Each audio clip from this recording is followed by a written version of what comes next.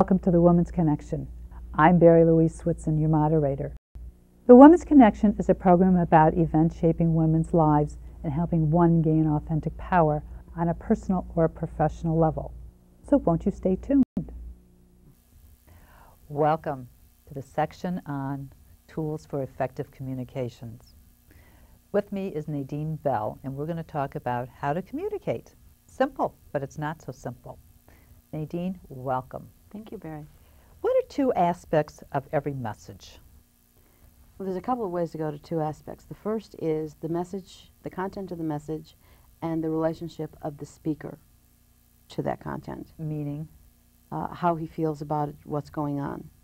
You mean on a one-on-one or in the dynamics of a room? Both. Both, okay. What you find on the one-to-one, you'll find in a large group, and vice versa.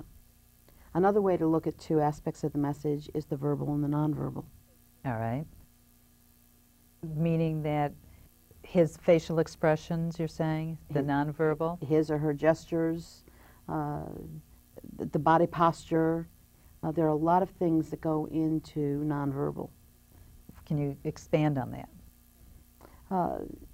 The closeness that people are, the placement where they are to each other, where their hands are they on their hips, are they gesturing in a certain way, are they pulling back from each other, the facial gestures that you talked about are the frowning, the smiling, and that makes a difference when certain words are said in terms of what goes along with it.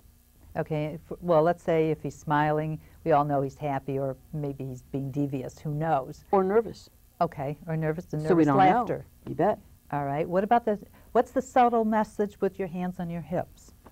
Well, think who had their hands on hips with you when they talked to you. I can't think right now. Parents, teachers. Authoritative. You bet. All right. What is a canceled message?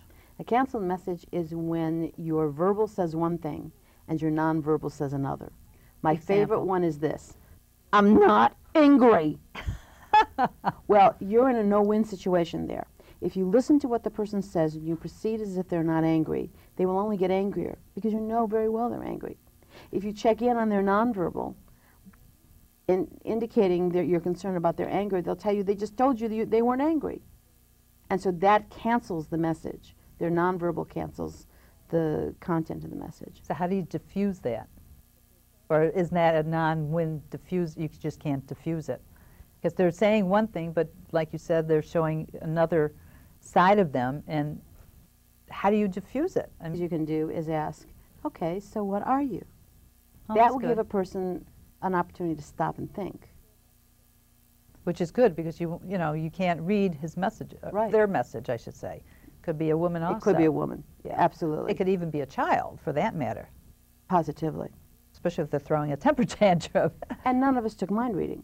So right. To presume to know what's going on for them is a little foolhardy for us. So asking will give the opening of the door. Is there a proper way to ask? Yes. Do not ask why questions. Why did you do this? Why didn't you do that? Use your journalistic questions. Who, what, where, when, and how. That will give you data. Why didn't you pick up your clothes to a child? They'll say one of two things. I don't know, or because. You can do nothing with that. But if you say to a child, what kept you from picking up your clothes, you will probably get some information you can do something with. Why didn't you turn in that report to a subordinate? Because. Or what kept you from turning in the report? Or how did you get yourself in this position that you didn't get the report in? Will give you information. Those are dead-end questions, really, when you're saying why. The yeah. dead end, you're not facilitating anything. And not eliciting additional information. And that's what you want. You want information. And even if you think you know the information, ask questions. Not as a setup, but you want to see if you really do know. You want to validate or learn if you're on the wrong track. That helps you from going down the wrong street. Absolutely. How can we make our discussions more impactful? Well, one of the things that we have to do is to talk in shorter sentences. Meaning? instead of going on and on and on. Where people can fall asleep. Right. Or lose the thread of what you're talking about. Say things in limited sentences so people can respond to you. Short sentences so that you can have an exchange. Without using the why question. Yeah, and a lot of times our exchanges have no questions in them at all. It's just an exchange of ideas. But if one person holds the airtime in the center stage for a long period of time, people lose interest, people get bored, people get antsy, and you want to engage people in the conversation. This can be applied anywhere, in a business meeting, Yes. One-to-one, basically. In a relationship, business. And you can also exclude people, too, You can if you indeed. don't want them in your circle. That's very interesting. Thank you very much, and thank you for joining us.